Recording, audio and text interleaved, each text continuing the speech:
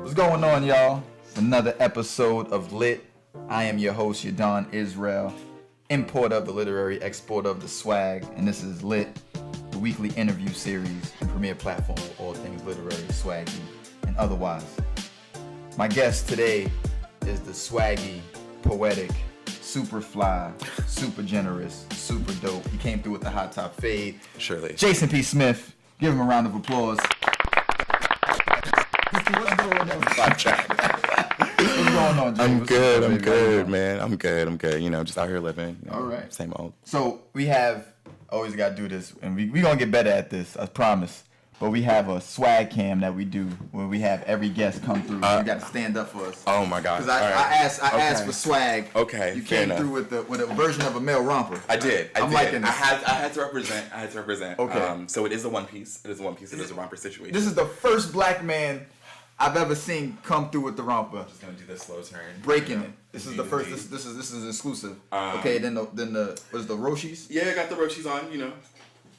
Well, you know, come back over here. Come back in the frame. In the frame. All right. Got the young Roshis on. Okay. Super swaggy. Swaggy. And then the hot top, then the glasses. And then the glasses. See through with the keeping it gray. real simple. Very smooth. Young thrift store finds. No one knows. Shout out to Installation Brooklyn for hooking me up. All right. So, tell us, who Jayson P. Smith is. Oh. Break it out for people. Jayson P. Smith. Let's see. Don't refer to yourself in the third person if you can. Let's see. I'm a writer. I am a poet. I am a community member. I am an educator sometimes. I'm a student always.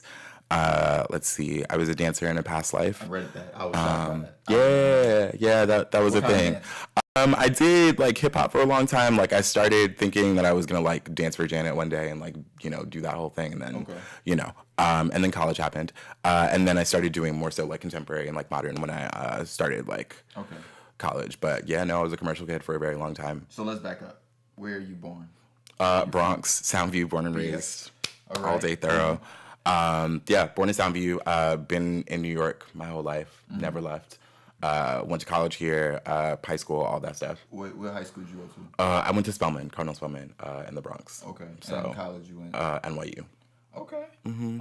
Now, how does Jayson from Soundview get to NYU? Like, what's that journey look like? How does dance come in? Like, let's start with the formulation. So, Yeah, I mean, as far as dance coming in, I mean, I knew I wanted to dance or do something artistic. You know, I was always in the arts doing something. I was always like, I was a choir kid, you know, my mom had me like, you know, singing in choir every Sunday, like doing that whole thing. And then when I was like 13, I got a recording of the Velvet Rope Tour. And I just watched Janet Jackson. Okay. Mm-hmm. And just watched that like over and over and over and over again, and was just obsessed and was like, I want to do that. And, you know, of course, the first thing your parents say is, you know, get a job. So I had to wait until I was like 15 and working to like really pay for dance classes. And then I did. And I was like going downtown every weekend or like, you know, Thursday, Friday nights to take class. And, you know, just kind of caught the bug from there. Did like a lot of musical theater stuff in high school.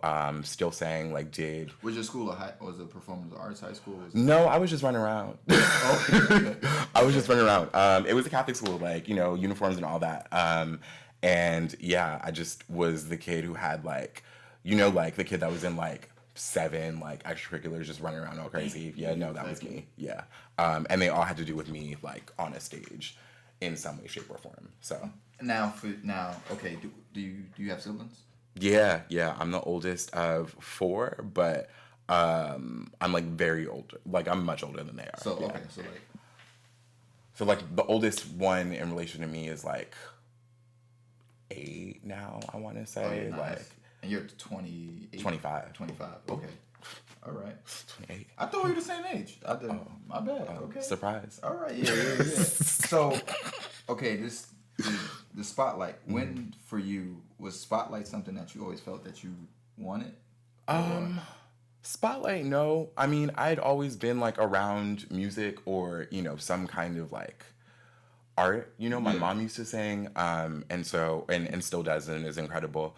And so like I had always known that like it was gonna be a part of my life no matter what. And so like, once it hit, like once it clicked that it was a thing that I could do, Right. once I started getting, kind of models and examples, I think it was a lot easier for me to imagine it for myself. I'm an air sign, so that's all like I'm all up in my head all the time. So the minute that like I got a picture of what it could look like, I was like, oh, okay, this could be cute. And like tried to make it cute for a second. So you're a dancer. You're dancing, you're performing. That's already a part of your art. When does literature become a part of how you understand the world?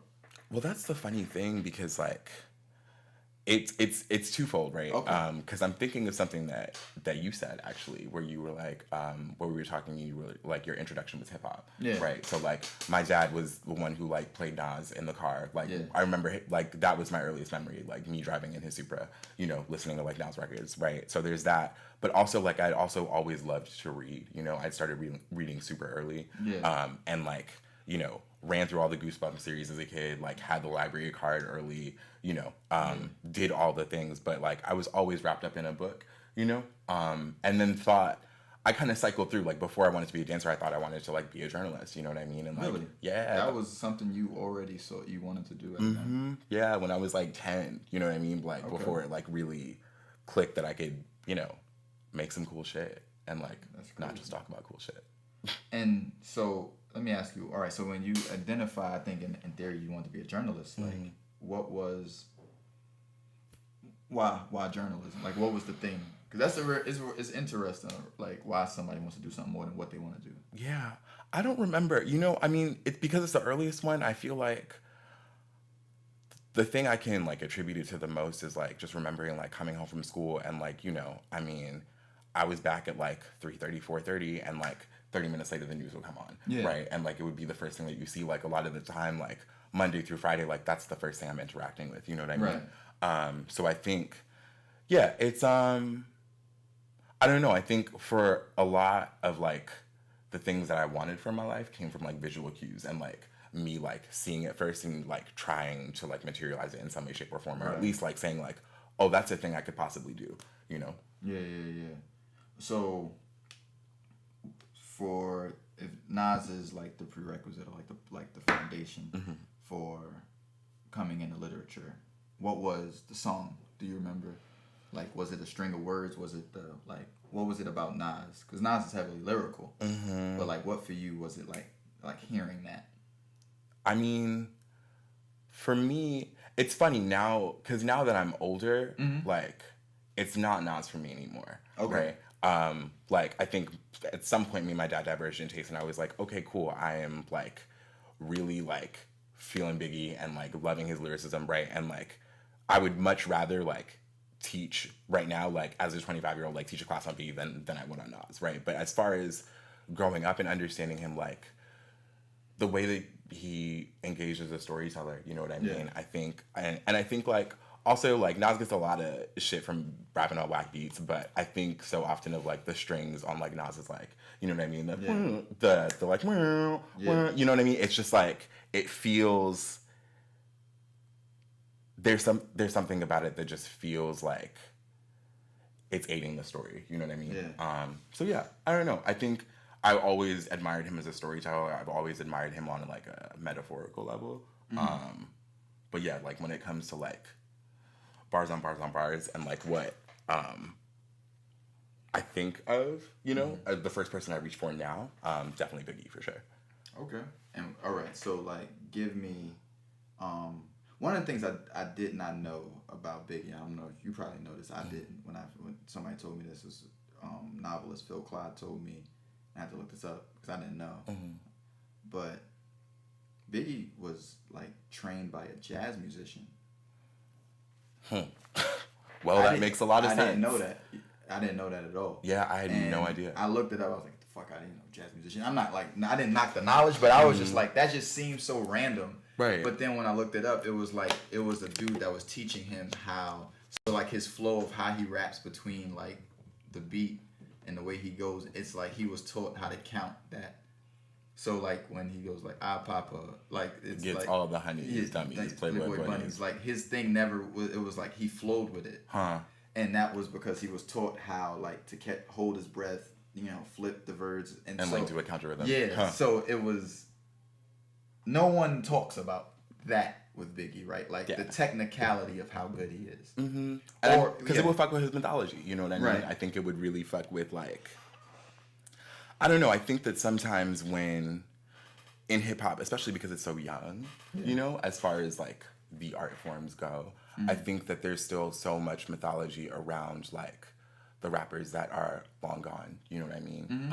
And like how they did what they did. To the point where you can have a top 5 conversation without like yelling at niggas in your living room. Because it's that real. Right. So I think that like if you get too deep into like the craft of it, I think like some of the magic goes away, and like that's okay. Yeah. I don't know. Like for me, that brought more magic to it because it was just like the genius wasn't without context. The genius did not just. It wasn't born out of a vacuum. It was like he is still in a very serious conversation with what black art is and always has been. Yeah. Whereas like there obviously was, especially when he was alive, like a very quick push to say this isn't black music because of what he was saying, but to know that he was trained, it was like no, he's still a part of the tradition in a way that you can't remove him. And so when you listen to his music, there is something that you can't deny in it, even though it's the subject matters in the ways talking about kicking pregnant women in the stomach and stuff like that. Yeah, like wilding frequently. But it's like damn, like but what you hear from it is still like I want to listen to that. So. For you as a poet, when does poetry come into your life as a serious endeavor? As a serious endeavor, when I'm like an adult. Who was the person for you that brought you into it, that you make the transition from like rap to poetry? I think for me, like the seed was planted. I think like when Def Poetry Jam was a thing. You know what I mean? Okay. And like because I just remember kind of running downstairs and like Georgia Me, right, and Bossy Ikpi, and kind of just like watching certain things and like getting an ear for it then, because I didn't read a lot of poetry per se, because like the stuff that was taught in classrooms was just it was still very like metered and like a little Shakespearean, or like it was Maya Angelou, right, if it was a black poet at all, and so I think for poetry on the page, like it happened when I was an adult, after. When I was at NYU, I had a class with a really good friend of mine who is an incredible poet, Safia. Hello. Okay. And we just hit it off like really, really quickly. And she had just finished a chapbook, and we were just talking about that process. Yeah. And I was in a weird period where I didn't really know what I wanted to do as far as dance goes. And we were just kind of talking it through. And I just started writing poems with her, like every other day, we started doing erasures and then just moved on to other forms. And it was just like practice, I was literally just like kicking it with a homie. And then I would go to, I met another good friend of mine, Aziza, and we would go to open mics. Right. And that was how I started to cut my teeth, right? And like build with community and like actually have folks like look at me and say, this is the thing that you can do and you should probably take seriously. So let me ask you, I'm very interested in like just genre and how people understand it, because this is also what I'm constantly trying to do is how do we create language for people who don't do what we do, so that they can understand it when they don't understand it, right? So like, and I was talking to John Maria yesterday about this, and we were talking about like with the Vince Carter puts his arm in the rim, and in that moment no one really knows what he did. And so you have to replay it, but you have to have language, and you have to replay it with the language, and you have to get the language, and you have to replay it. So there was this constant coming back to the same moment and giving it to you, so you can see like, I need you to appreciate what just happened. Right, I feel like all the facets of it. Yeah, whereas with poetry, I feel like I've seen that the assumption is you can understand it on one go. And literature at large, you can understand it in one go, and if you don't get it, it's kind of like, well, you're dumb. but like it's like how many people are translating that. So help translate. Like how do you understand poetry? Like what language? How do you describe poetry? How do I describe poetry? Poetry, I think, is a capsule. I think poetry is a container, right? Okay. So, like, if we're talking about this Martinelli's glass right here, right? Like, that, to me, represents, like, that being the single poem is representative of, like, a container of two things that are either working in opposition with each other or together to show you a new thing about that container. Okay. You know what I mean? So, like, I know it's kind of like weird to use a metaphor to like talk about what poetry is, right? But like thinking about, I mean, it helps to have the thing that's being metaphored about. Right, I don't right, know if that's the right conjugation, but yeah, it helps to see it. Like you said, it's a visual thing. It helps to So continue. Yeah, no. So I think that like I think about Jamal May, right? Who's another poet who says that two things should always be working in opposition with each other for like a good poem to work, right? Okay. And thinking about like how another poet, I forget who said it, but they were like, poetry is like the distillation of a moment, right? So it's like, what does it look like to distill a moment or synthesize a moment or manipulate a moment, right? Because I think that poetry is in and of itself a manipulation, right? What does it mean to manipulate a moment so much that I see the object or I see the moment completely different than when I walked in? Okay. And so, given that definition, how do you describe your own poetry? I describe it as, I describe it as a questioning of desires. I think that in my own like bodily like life experience. Do you have, and this is not, I'm not trying to throw you off, but do you have, as you're describing this, do you have a poem that you could read on tap that you could put this in conversation with? Because my thing is, what I want people listening and watching to get a sense of is like the language next to the language. Yeah. So as you're kind of translating for us what you're looking at, it's like it's good to hear it, because it's like this is as visual as we gonna get. And as you're doing that, right. I'm gonna prepare the Marduces. I'm gonna fire these up so you could, I'm very excited for this. Oh yeah, I saw it on the internet and I was like, oh, this is the literary gin and juice, baby. This is it. With the masking tape. Yeah, my god. We gotta put the Marduce. It's like Michael C. Remember that scene in Space Jam where like Bugs Bunny puts the boy on the tube and he puts Michael Secret stuff. You gotta have your secret stuff. You gotta have your secret stuff. That's fair. That's fair. The difference is we're just gonna let everybody know how to do it. So I got you. I'm honored. Okay, cool. I think I got something. Okay. So should I wait for you to finish? Yeah, let me. I don't have the tape when you're recording. Right. Boom. All right. Okay. Do your thing. Cool. So what is this? What's the name of this? So the title of this poem is "Watching Paul Mooney Hum Amazing Grace Post 9/11 While Eating Hot Wings from Crown Fried." I like this title. I figured you would. All right. Don't try this at home by yourself.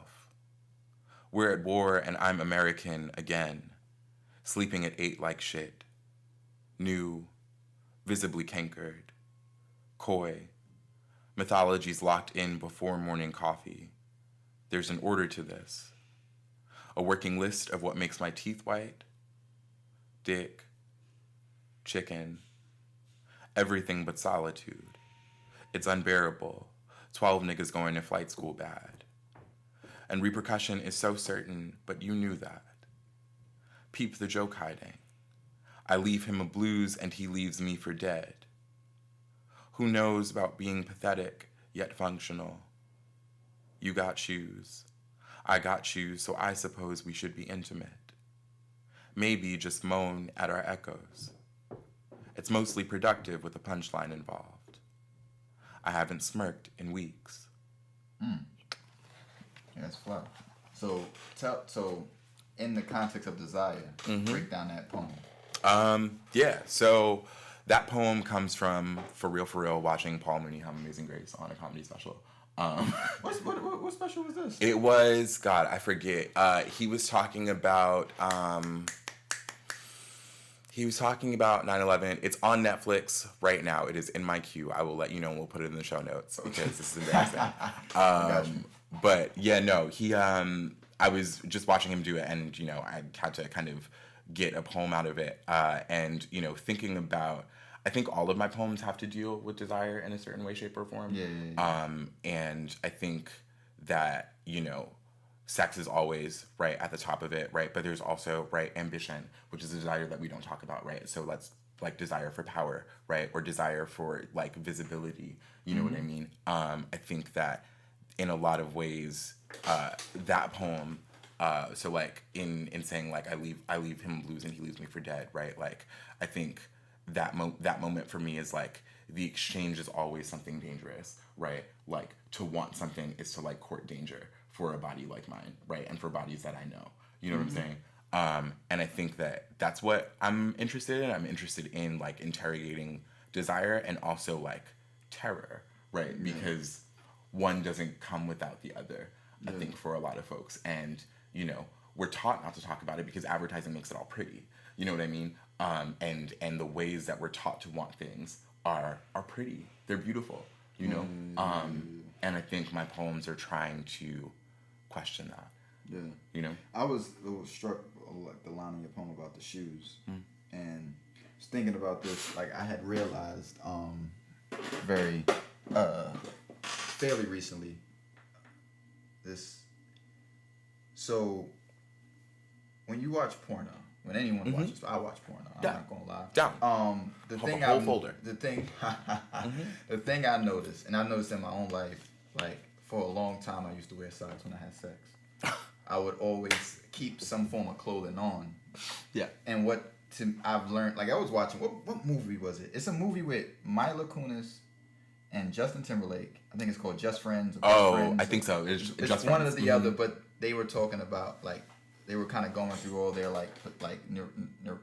neuroses before they started having sex, and I think it was Mila Mila's character who said she doesn't take her socks off because she has intimacy issues, and I was that shit struck me. I was like, oh shit, and I think from that moment I looked at that thing different because I remember in high school you're not really necessarily having sex because you're still not fully vulnerable yet. Right. You're wearing your shirt, you're wearing your socks, something is still most on times you. for the quick exit. Yeah.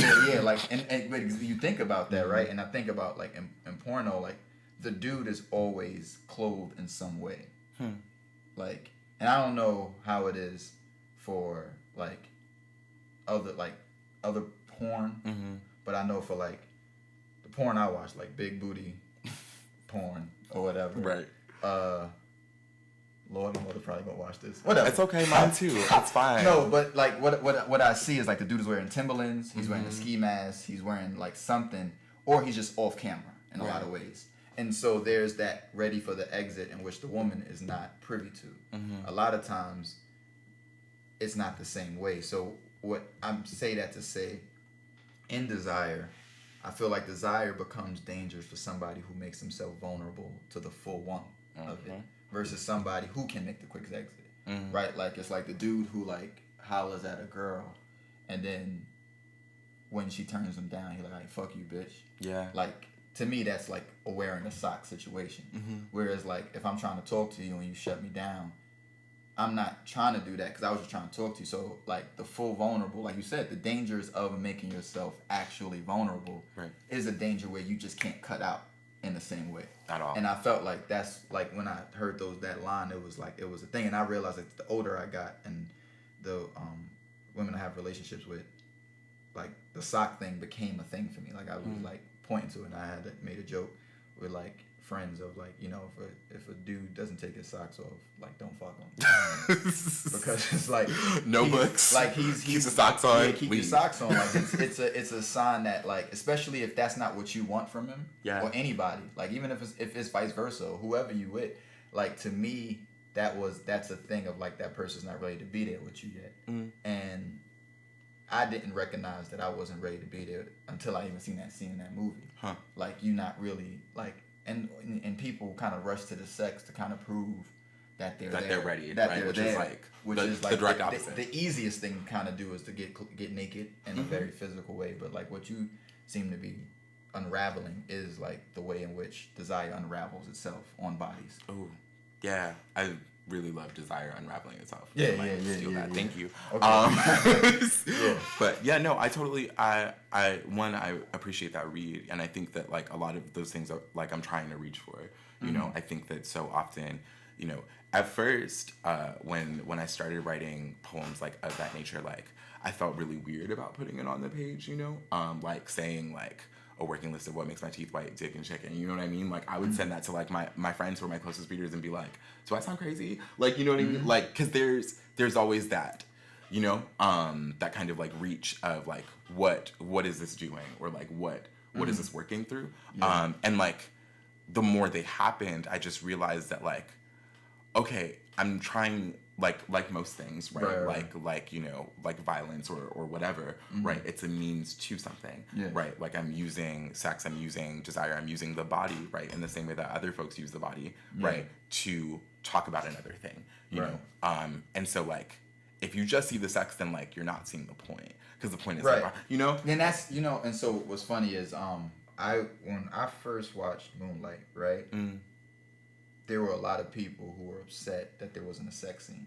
And I felt like people are so used to seeing sex in a particular way that they didn't see all the sex scenes that were really there. Yeah. Like to me, I felt like the scene when the two boys was tussling on the floor, that was a sex scene. Absolutely. They didn't see it that way. Like even when they're panting, laying on their backs looking at the sky, I'm like, obviously a sex scene. Yeah. Right? And so there's these moments where like what I felt that movie captured was intimacy between bodies. Which is what to me sex really is. Yeah, right? Absolutely. And what the dangers of what intimacy really means between two bodies, right? And it wasn't like when I read that, I watched that movie and then I read Giovanni's Room by Baldwin. You know that was almost the book that I brought here, right? Oh, it was? Yeah. Oh, it was either Hilton or James. Yeah. But see, like when I read Baldwin's essays, like there is, to me, when Baldwin writes essays, the socks are wrong. But when you read his novels, he's naked. Yeah, I am too various to be trusted. Like, and he said that on chapter 2. Yeah, and he was talking about like there's this scene, like there were literally passages in Giovanni's Room, and I wish I had him, that like I was reading it, like the violence that he felt against the boy because he had this, gay male desire that wasn't reciprocated and it turned into violence. And it's like, that's exactly the scene that happens in the high school. Yeah, and then the scene where like he spent the night at the boy's house and they fall into, and that's the scene at the beach. And I was just like, yo, there's so many, like if I literally took these quotes and I threw them under the scenes in Moonlight, it'd be like on some Tumblr shit. Yeah, you would think like, oh, like this is for that. And I think that so like what you say is like the dangers that come with desire, but I think that there is another danger that comes when people cannot act on their desires. Exactly. Or not even act on them, but when their desires can't be fully realized because of the society's living. I think that was what that book was saying, is like how like murderous desire can be when you can't. And it's love, like what happens when you can't love people. And then when I read that book, I was like, oh, his essays paled in comparison. Because it was like, damn, Baldwin, like you wasn't really... Not like his fault, but it was like I see you naked here, right? Yeah. And then I looked for interviews, and I'm like, no one wanted to talk really about what true nakedness looked like. They wanted the presentation of nakedness, like we want you from the ankles up. We don't want you with your socks off. Yeah. Yeah. And I think another thing that like I'm thinking about now is, I've been talking about, I've had to do like a lot of fucking growing up in like the last like year and a half, and I've been talking to my homie Knobs about it, and I'm like, I have to contend with the fact that I don't really like discomfort.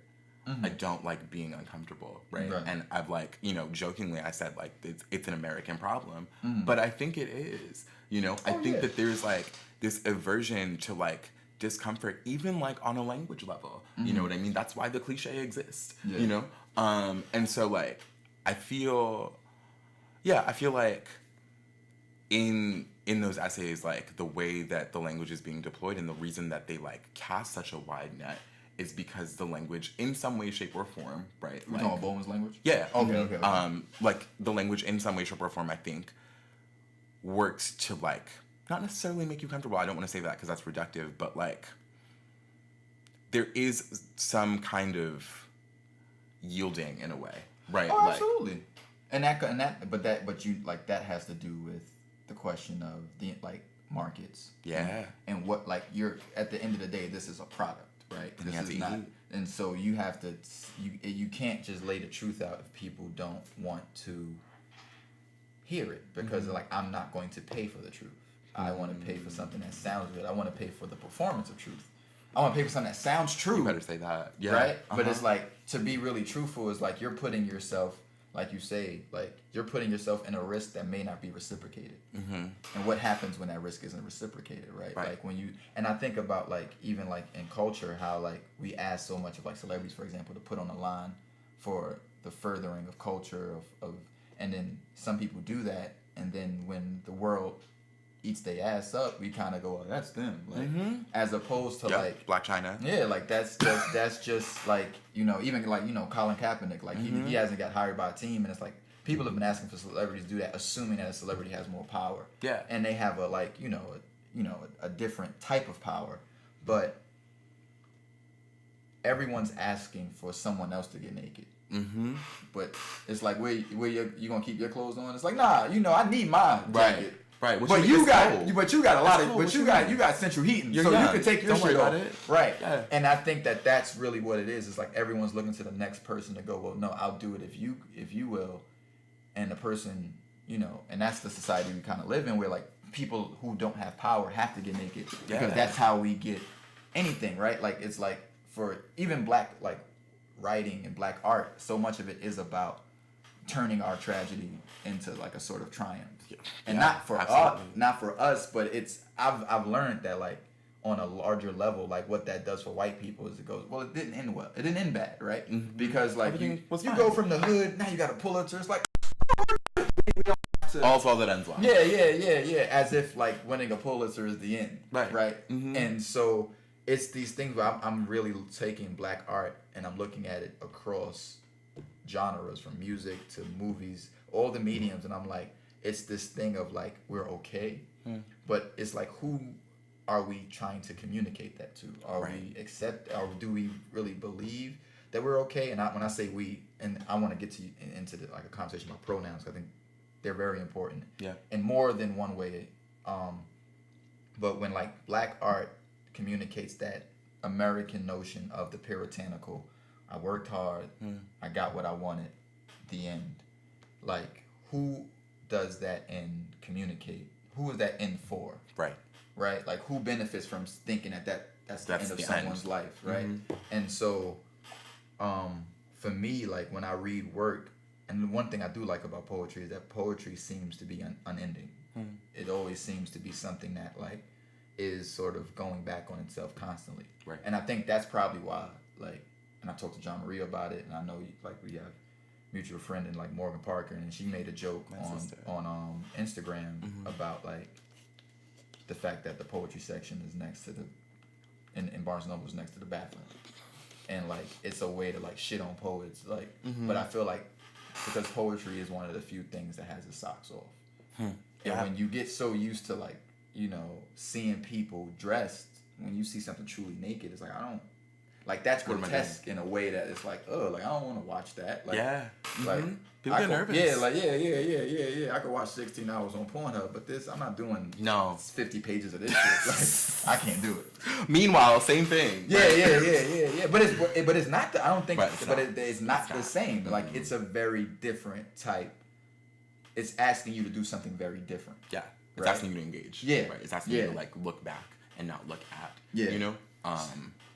And so, I think in the way that you were, in like Baldwin, his essays, Gerard Carmichael, who is hilarious, has a special on HBO, and he said this thing that you just made me think about. He was like, you know, people got to realize that getting out of the hood is a tax in and of itself, you know, in the way that like when you come up, right, like there's still everybody else around you who like you have to uplift and you have to like, because now you get looked at, you know what I mean? And as someone who's like the oldest, you know, I feel this very hard, you know what I mean? And I think that a lot of times, like, the narrative, like, forces a kind of tokenization, right? Because it's like, if they only have to see you, right? If they only have to see your narrative or your experience and nobody around you, nobody who is even on these pages, right? You know, then, like, they can dismiss it. You know what I mean? If they're not in the room, then why we gotta talk about it? And I think I think this is a brilliant transition into the pronouns thing, because like I run like the literary swag book club, like it's a book club that happens, and we were talking about Maggie Nelson's Argonauts. Yes. And we, you know, she has that sentence in there about I actually have the book here with me. Yes, you better have it.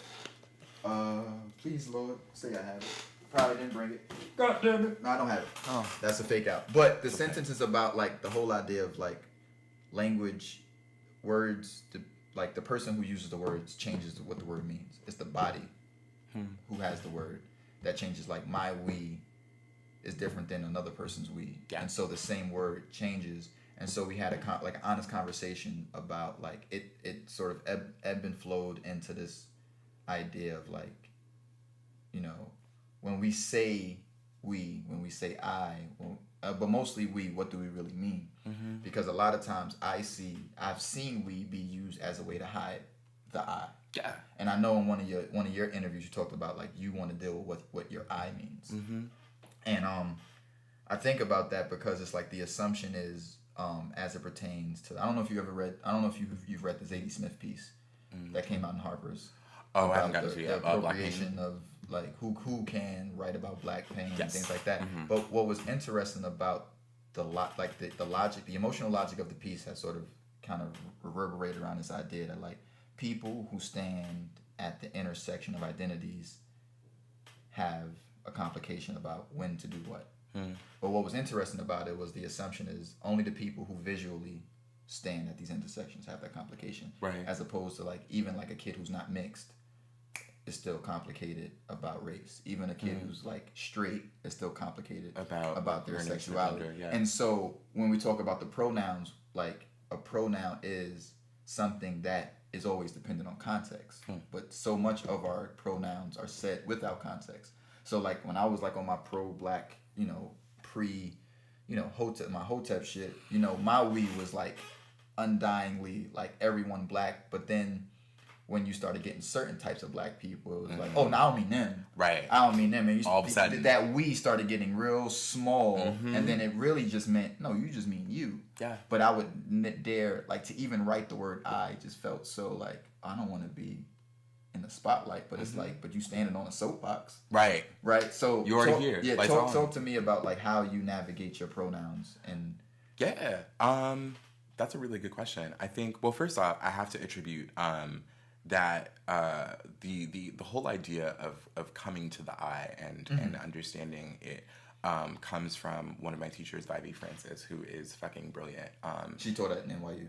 No, she actually she teaches at the Callaloo Creative Writers Workshop. Okay. What is Callaloo for people who don't know?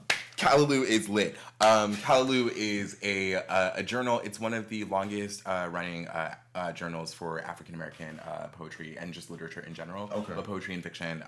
They do poetry, fiction, and I believe nonfiction. They have an art journal. It's run by Dr. Charles Rowell. Gregory Pardlow and Vivi Francis run this incredible workshop that like changed my whole life. Dope. That's the kind of long and short of it. But Vivi Francis, you know, kind of drilled, you know, into me and like everybody who was there that like there at the end of the day, like objectivity is kind of a lie. Okay. You know what I mean? Like when we say, like when I say black and you say black, we're talking about two different things. Yeah. Right. And it's like we can't assume each other's blacknesses. We can't assume blackness for another person. Right. You know what I mean? We have to allow them their own subjectivity. Right. And it's like, what does it mean to allow yourself that? Mm-hmm. You know? And I think for that reason, because I think that a lot of, you know, especially reading Hilton, you know what I mean? Because he's another person who like is of Caribbean descent, right? Is like vastly kind of like Americanized in the narrative, you know? And I think he talks in The Women a lot about what it means to like be in a dual identity of like being a Black American or being read as a Black American. Do you have anything you want to read from him? Hell yeah. Read some. Okay. Before we gonna do that before you read your new shit. But yeah, read the. Fair enough. Cool. What did he say? So he said... He says a lot in this book. Yeah, he says a whole lot in this book. It's a whole fucking lot in this book. So actually, I mean, I think... What part did you want to read? Well, yeah, the part that I wanted to read is at the end. Okay. It's... So jump into it. Like, all right, let's do it. Okay, cool. The body alone does not make a woman, but a certain cast of mind does. That cast of mind that creates disaster even as it tries to withstand the disaster it has created. In his room, my lies closed in on me. I had lied by saying I would be with him forever. I lied because he had come to love so late. I knew then that I would come to love late in life as well, when I was no longer able to recognize it as such and had no need to avoid it. I had lied to my sisters and my mother when I told them I would no longer see him. And I caught myself in these lies so that I could disdain all of them for making me lie, and leave myself free to move away from them. That something other than myself I wanted to become had to be a someone who did not come from anywhere, where women had the power to displace my love and confusion for men like Owen. I have yet to become that person. Lying there, his lips caked with regret and the need to please. Owen did not say, "He will leave me," as all students do. He did not say, "You will be many things, a liar foremost, because lying will protect you from yourself." He did not say, "Look and see what human interaction leads to, lying for convenience." He clutched my bird arm tighter as I got up to leave. So, Young Hilton. Yeah, and so give like people listening and watching context for what's happening around that section. So in that section, Hilton is talking about his desire for a lover who is named Owen, and his kind of family intervention in that, and them being outed, right, as lovers, and the wants of the women in his life, right, the women that kind of make up the world of the book, his mother, his grandmother, his sister, and the way their desires like overtake his, right? And how like it is a constant battle of like whose desires take the forefront in his own life. Also, you add in like you said, the ambitious part on his behalf, because from all context, Owen is like a progenitor of the Harlem Renaissance era, right? Being friends with all these writers, and he has spoken about Owen wanting to be like Owen and unlike Owen in the sense that like to be around greatness, but he wanted to be greatness, and that was the difference. Like Owen put himself around greatness as an excuse to not fully be great himself, whereas Hilton really he didn't want to hang around Baldwin. He didn't want to be Baldwin. He wanted to be amongst them in that respectability of like, and this is where it gets gendered, but a problematic gendering because the language isn't fully there, right? But the ways in which ambition is thought of is a male thing, right?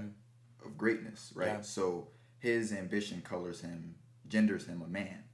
Whereas like and then, you know, the whole idea of the women is like a woman is always attached to the narrative of a man. Right. So in the dynamic, he did not want to be Owen's woman.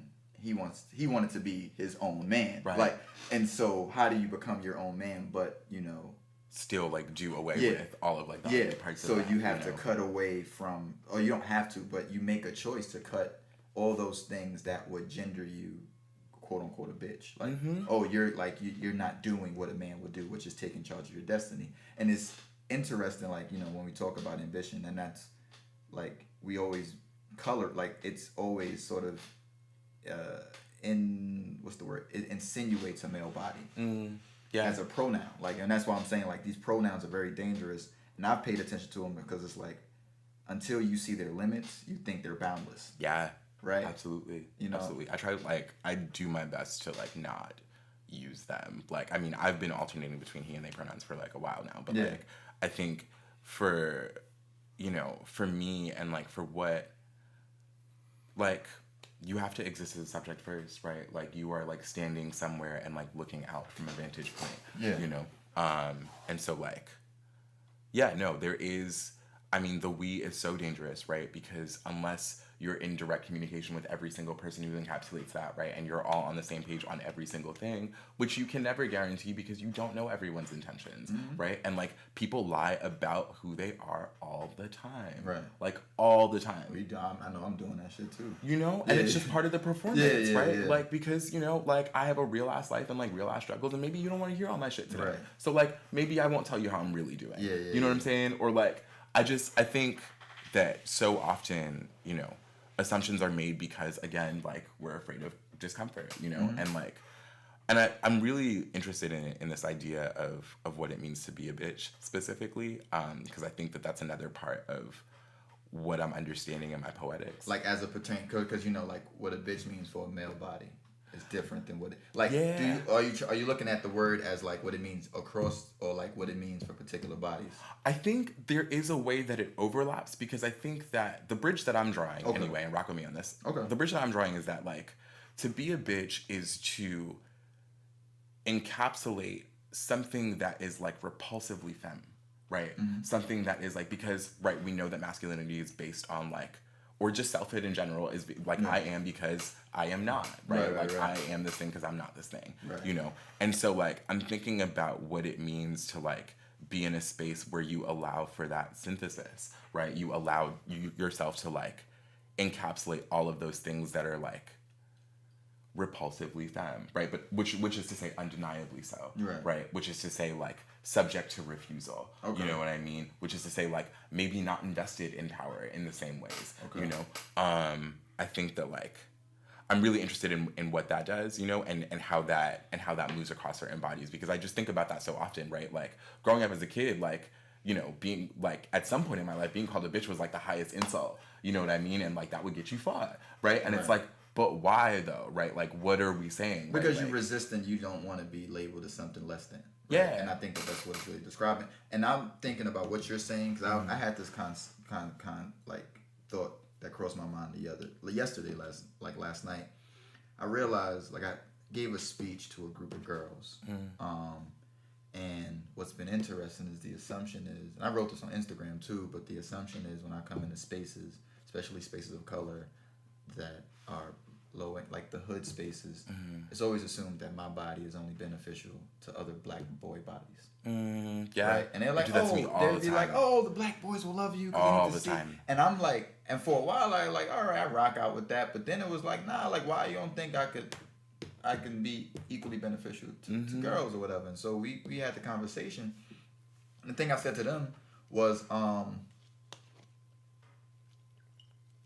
the culture I realized that we live in does not train us, doesn't educate us, people who are not expected to inhabit power or exercise it. It doesn't train us to be like bosses. It trains us to be employees. We're not made to be inventors. We're made to work for inventors, right? And so when you think about that, I'm thinking about immediately Malcolm X, right? He talks about the slave mentality. What's the pronoun he uses? What's wrong, boss? We sick. We sick. Right? Yeah. So even how that pronoun, we take ownership for shit we don't own, right? Like we become the face of a company who we have no stake in. And when the company, which is an LLC, which was represented by a bunch of like faceless people, right, which is insured. Yeah, but then your face is the face that like if you know you endorse so and so company, Nike or whatever, and Nike, you find out Nike's doing whatever with these kids in the third world, you know, having them make sneakers, like you represent that act. Yeah. Like people don't know about like the 13 boy. No one knows. Like you that. hired those kids. Yeah, like you do that, and I wonder like how much of that gets into our subconscious and subconscious, where like we're taught, literally, we're never taught an I first. No. That people not in power are taught we first. Like, you know, it's like we the American people, whereas like when they send kids to war, they're not sending everybody's kids. No. They sending certain people's kids. But when you believe in that first lie of the we without learning the I, like you sort of trapped forever because you really think we means everybody. Yeah. And I think that was like the first thing, and I'm gonna do two things, but I think that what my mother and father both created for me was a sense of what reading actually was and what reading to me was. And I know like in like gay culture, reading is like a way to break down and decode. And I think that, and what I know is my mother was doing the same thing. We would watch movies all the time. My mother and father were like, oh, this is racist, blah, blah, blah. And they would break it down. And I was learning how to read the same way. So when I was reading something, when I was reading what was there, part of the read was talking about what wasn't there. Right. That when you were showing me something, I was looking for something. I was seeing something else. Yeah. Right? And so when it comes to those pronouns, when you start to learn how to actually read and not just like, I don't know what the other exercise is, because I really feel like reading is an active engagement. I think it's consumption. Maybe. Yeah. So when you're actually reading something, it becomes hard for you to be like, I can't allow this lie to kind of exist, because it's like, that don't even make sense. Like, how could this be we if some people have this and some people don't, right?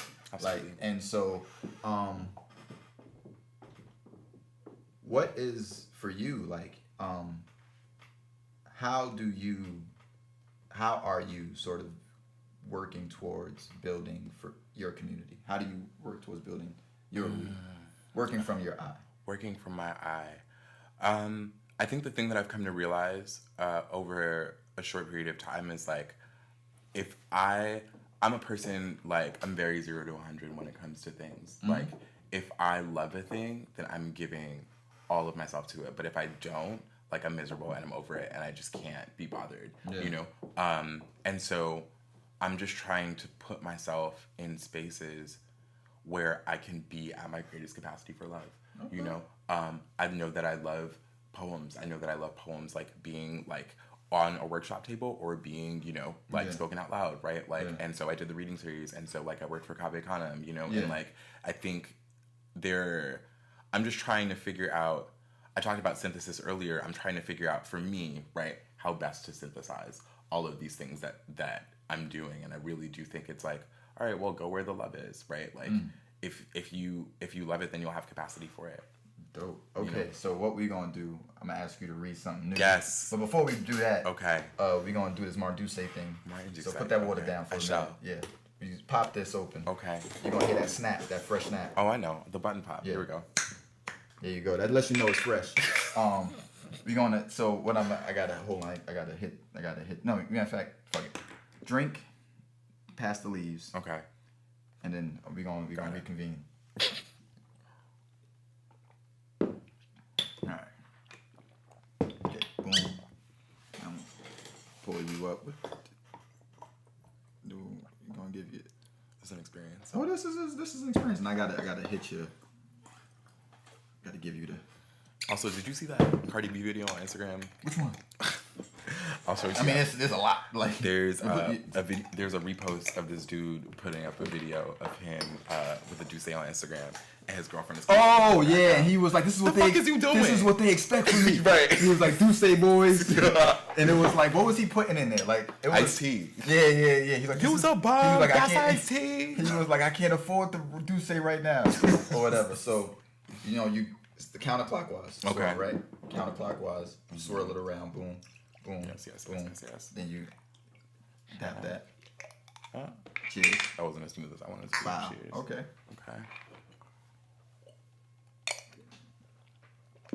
Oh, that's fucking-tastic. Okay. That's the cool. I told you it's the gin and juice of the literary world, man.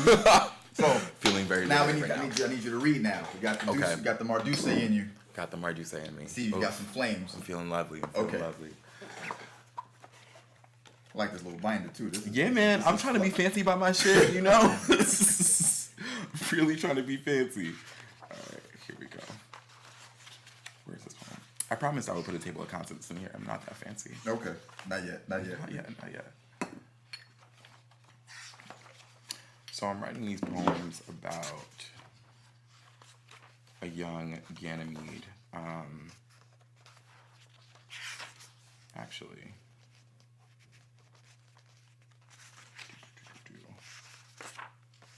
Where's this? Thank God for B-roll. Edit this out. Now we're gonna leave it. All right. This is real. It is real. It is real. I do search just like me trying to kill that fly. Keep going. LOL. Actually, no. I'm gonna do this one. This is an ekphrasis. All right. So, give us context, title, do your thing. Yeah, so when I am, feeling a little nuts or kind of out of pocket or just need to like write some stuff, I'll usually do like an ekphrastic poem. So, I mean, the easiest way for me to do it, I live 15 minutes from Brooklyn Museum, so I'll just go and like be on the fourth floor and like be in conversation with art. And so I was there almost a year ago now, and they had this photo up of Deanna Lawson, who's this photographer from, I believe she's Caribbean American. I want to say that she's Jamaican, but I'm not sure. Okay. And the photo is of this woman with a decapitated pig or boar on her head, and the blood is just a thing. So yeah, this is what I got from that. They look like wings if you squint hard enough, considering Deanna Lawson's as above, so below. No one asks what I mean when I say the word nation, budged out of a metaphorical paint, counting steps away from surveillance. Anarchy isn't without its notions of assent. Neither is anxiety, a more precise matter of heads lopped off before new crowns, a considered decency in smaller circles. I've learned exuberance is one way to sell a sorrow. The other, give the poem what I do in the dark, ravenous with decision and revisionist by nature. To what degree do I become, of suffering or otherwise? To what is ambition owed? The lyric stays the lyric whether or not you're saying anything. In this way, I've been lucky. If one dared to take the flash off, send it upriver and splatter a facade clean, we'd see a politic or pig on a canvas or cutting board or charcuterie, a gape from a gaze, form lost to a focal point, somehow bracketed by solace. If I remain, what? Well, damn. Yeah. He did that. He did that. Poems. So this is really fucking good. Yeah. So tell us where we can follow you. Where can people follow you? Where can you follow me? Where the handles at? What's the handles? Yeah, man. Well, first off, I have a website because, I'm trying to be professional out here. Okay. All things lead to JaysonPsmith.com. Yeah. I am Jayson P. Smith on all the social medias. Okay. That is Make it easy. Instagram. You can find me on Facebook pretty easily. And then I have a mailing letter, tinyletter.com /Jayson P. Smith. Because I'm everywhere with one name. Google me. It's one result. What are you doing? What's next? Any events? Anything exciting happening? Yeah, man, absolutely. So we have Nomad Reading Series. We have our last couple of installments coming up. We have 2 coming in August and then 2 in September. And what's the Nomad Readings? Just real quick. Nomad Reading Series. It's a series that I started in Crown Heights last year at this bar branch office in Crown Heights. Okay. Basically trying to interrogate the artist's place in community, right? And also the artist's relationship to the place, right? Okay. So like, I'd been traveling a lot and had a weird relationship coming back to New York and like was considering moving and, just all this shit. And I was like, all right, I got to figure this out. And also I wanted to do a thing where, a bunch of folks that I love could just kick poems in a space where folks could get together and like really encounter poetry and like in just open, welcoming space. So that's what we're trying to do and like have some real conversations about the neighborhood and like what our relationship is to this space and if there is a responsibility at all to it. So when's the next one? Next one is going to be on August 12th. August 12th. Okay, cool. So before you get out of here, all guests being on Lit. This is the part I was waiting for. Yeah. You get you open that yourself. It's a velvet bag. See, velvet bag, velvet rope. Yeah. Full circle. Full circle, baby. Full circle. So these are fancy. Yeah, that's fancy. They so fancy. I'm selling them for $100, but yours is free because you lit. So you come on the show, you get a pin. I appreciate you. Before you cut out, okay, I need your literary swag. We did this like 2.5 years ago. We did at AWP. Oh my God. Yeah. Has it changed? A little bit. So run it down. 3 writers, three clothing lines. Yeah, well, it's changed because of the Met Gala. So Guope is on there for that Rihanna dress, for sure. Okay. I think, let's see, Public School, I love. Yeah. Let's see, Just love McQueen as like a case study, rest him. So yeah, Okay. Going to keep him up there. And then the literary. And then the literaries. Let's see. Lucille Clifton, Amiri Baraka / Leroy Jones, however you want to call him. And